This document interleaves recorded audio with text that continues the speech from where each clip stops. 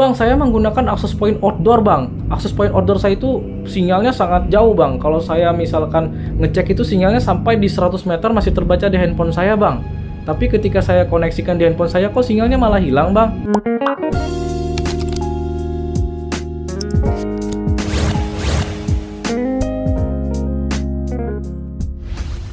Assalamualaikum warahmatullahi wabarakatuh. Halo YouTube, welcome back to my channel Bang Sandi TV. Pada video kali ini Bang Sandi ingin menjawab beberapa pertanyaan yang diberikan oleh subscriber Bang Sandi, yang mana pertanyaan ini berhubungan atau tentang jaringan. Jadi ceritanya teman kita ini namanya itu guys Wahyudi ya. Dan dia dapat kontak WA bisnis Bang Sandi katanya itu ketika Bang Sandi sedang live di YouTube. Dan untuk pertanyaannya itu teman-teman adalah ini ya. Mas Sandi akan kasih screenshotnya buat teman-teman semuanya. Ini kalau dari bahasanya kayaknya ada Melayu-Melayunya gitu ya. Karena untuk pertanyaannya itu atau soalnya dia bilang soalan ya. Ini kalau nggak salah ini bahasa Melayu gitu ya. Jadi teman-teman pertanyaannya itu adalah, oh ya sebelumnya Mas Wahyudi ini juga nge-WhatsApp Bang Sandi, perkenalan dulu gitu ya, nama saya Wahyudi dan bla bla bla basa-basi. Bang Sandi, saya mau tanya masalah jaringan, apakah Bang Sandi sudah siap untuk menjawab soalan saya? Mungkin begitu deh maksudnya ya. Oke, kita mulai ya Bang. Ya saya seperti murid ceritanya nih ya. Soalannya yang pertama adalah, apa pengertian dari RTO serta problem jaringan adalah? Di sini sebenarnya ada dua pertanyaan nih ya, problem jaringan dan RTO. Tapi mungkin yang pertama yang paling penting di sini ya. Jadi pertanyaannya, Bang, apa pengertian dari RTO? Wah, formal sekali ya untuk pertanyaannya. Oke, kita jawab secara formal terlebih dahulu. Oke, untuk jawaban formal ini Bang Sandi mengambil jawaban dari salah satu blog teman kita, yaitu dimasgyp.wordpress.com. Baik, Bang Sandi bakal baca ini ya. RTO adalah ketika komputer server tidak merespon permintaan koneksi dari klien setelah beberapa lama. Nah, dalam kurung untuk jangka waktunya bervariasi.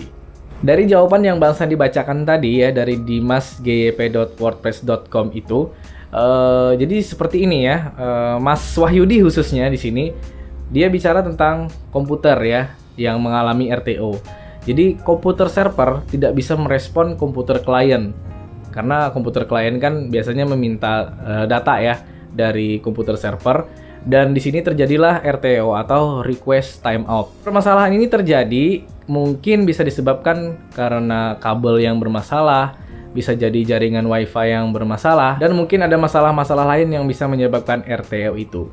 Tapi karena channel Bang Sandi TV lebih banyak membahas masalah RT/RW-NET atau mungkin juga tentang WiFi, mungkin di sini bukan komputer antar komputer seperti yang dijelaskan ada salah satu blog rekan kita ini. Nah, untuk Mas Wahyudi dan juga teman-teman yang nonton video Bang Sandi TV, kita akan lebih detail membahas RTO ini di RT/RW-NET dan juga di WiFi. Nah, untuk di jaringan RT/RW-NET dan juga WiFi ya, untuk pegiat WiFi khususnya, ini bukan lagi hubungannya antara atau hanya klien PC dan klien PC atau komputer dengan komputer ya. Tapi mungkin saja di sini kliennya ada handphone, ada PC, ada desktop komputer ya. Untuk pengertiannya juga tetap sama ya. Jadi tidak dapat respon si klien ini dari server. Mungkin di sini servernya itu kita mungkin menggunakan router ya. Ya kebanyakan kita menggunakan router. Entah itu router dari TP-Link, router dari Totalink, router dari Mikrotik, dan berbagai macam merek router. Untuk penyebabnya sendiri itu teman-teman juga bervariasi. Mungkin yang tadi yang sudah saya sebutkan, kabel yang bermasalah, bisa juga wireless yang koneksinya nggak bagus, atau sinyal yang putus-putus. Kurang lebihnya seperti ini. Bang Sandi akan contohkan ini menggunakan aplikasi Pingmeter. Ketika Bang Sandi ngeping ya, server yang deket banget ini WiFi-nya.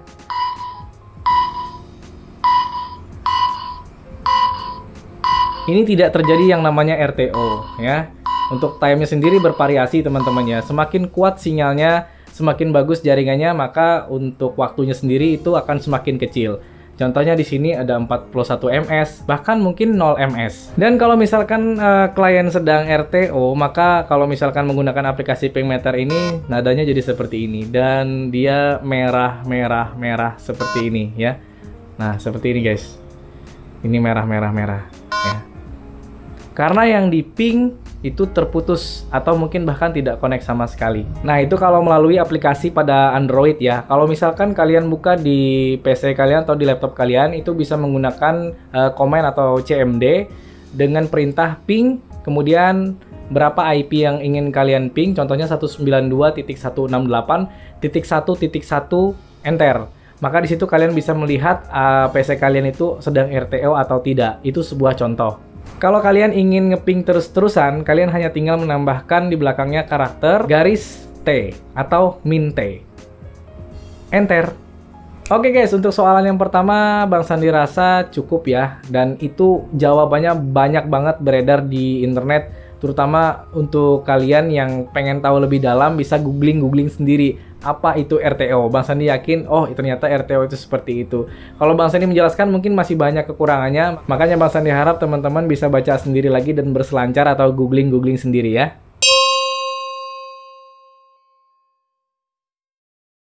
Ya, sekarang kita berlanjut ke soalan yang kedua. Di sini untuk soalan yang kedua, soalan ya atau pertanyaan yang kedua, supaya jaringan WiFi biar stabil tanpa putus-putus bagaimana Bang?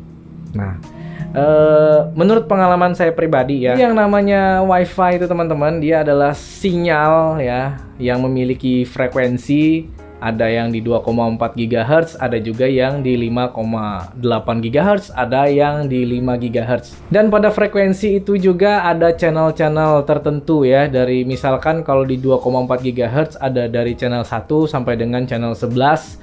Itu kalian bisa setting, bisa bebas pilih. Untuk tips yang pertama, gunakan channel yang masih sepi atau bahkan mungkin yang tidak digunakan sama WiFi lain. Misalkan di daerah atau di sekitaran kalian itu WiFi yang di channel 1 itu sudah penuh banget, maka kalian bikinlah access point WiFi kalian itu jangan di channel 1.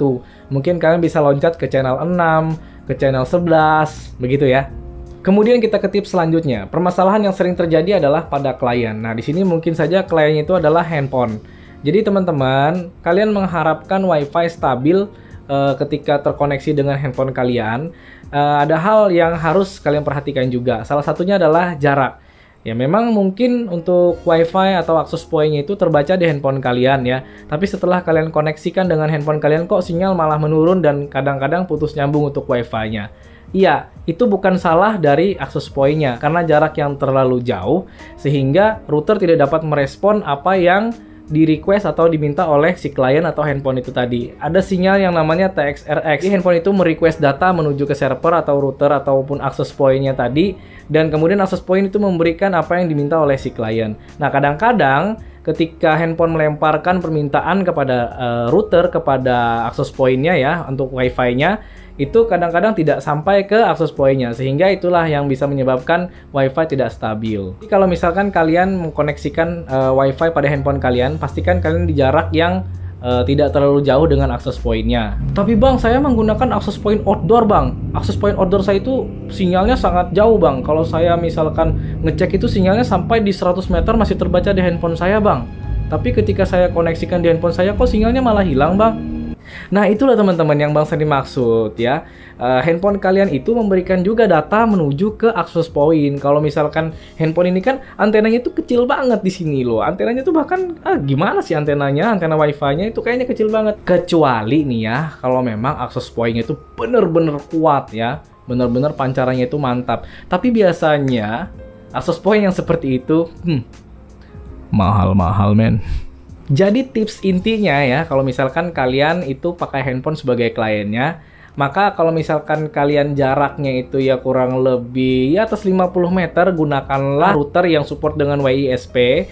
Dan router ini nangkap access point untuk WiFi dari access point menuju ke router yang WISP ini masih aman jaringannya, tidak putus-putus. Kemudian handphone ini yang connect menuju ke router WISP tadi. Jadi lebih stabil untuk jaringannya daripada langsung handphone ke access point yang jauh.